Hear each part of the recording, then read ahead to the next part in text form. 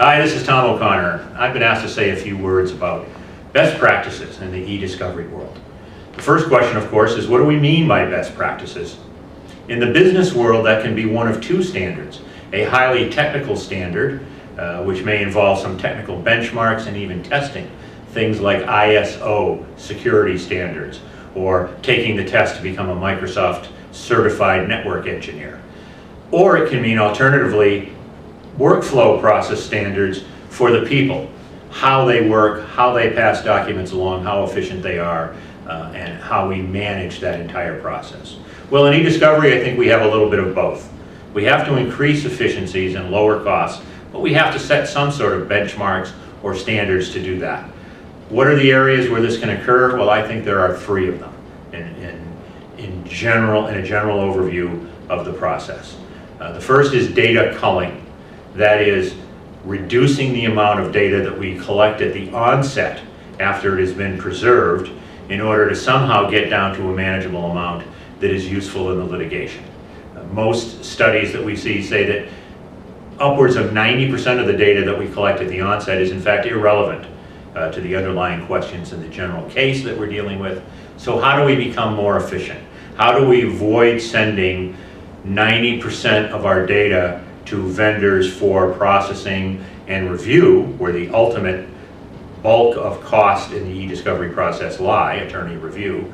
How do we cut that down to a manageable number, 10 or 20%? Here at Cavo ED, we have some ways to handle the processing of the data, which we think are, if not revolutionary, certainly a groundbreaking in manners of handling data to reduce that time and reduce that data.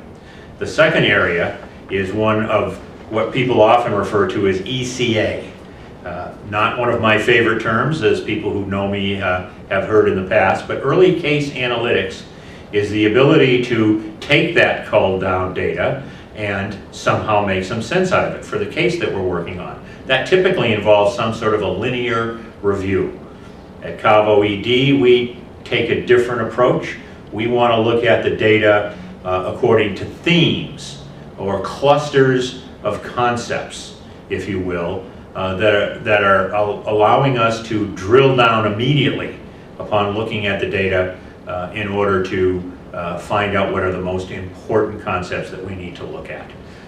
We can also do that by custodians or by dates, but the point is it allows us to do a contextual review, not a linear review. And the third area is checklists. This is the area that becomes somewhat more of a standards-based decision-making process. We want to automate our documentation checklists so that we can ensure that our best practices will actually be followed. That also allows us to do some really intricate and concise budget forecasting, not just at the onset, but as the case is going along. The checklists allow us to drill down and see if we're meeting our budget forecasts. And finally, process validation. We want to be able to say at some point that we have in fact followed a certain set of steps and that we have a repeatable, defensible process for handling the documents. We use all three of those steps in combination in our best practices. The idea is that by doing that, we can control not just your case, but your costs and your efficiencies. We can handle the documents in a quick, efficient, straightforward manner. If you'd like more information about the specifics on how we do that, please feel free to contact me. The information for that is on the main page of this website. Thank you.